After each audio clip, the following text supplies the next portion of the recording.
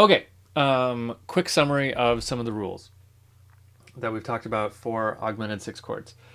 First of all, augmented six chords, more common in minor keys.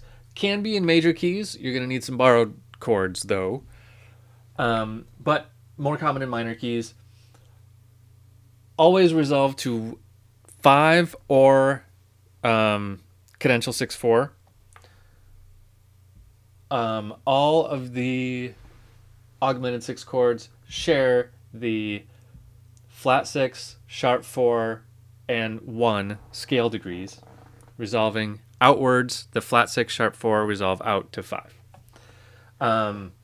The German has a flat 3 in there, and the French has scale degree 2 in there. For voice leading, if you're doing Italian, double the tonic on Italian, double the 1, scale degree 1, not the tonic of the chord, but scale degree 1. The rest of them don't need any doublings because they have 4 notes.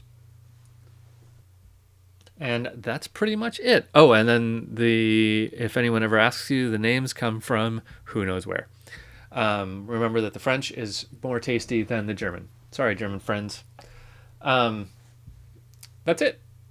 So now you know augmented six chords.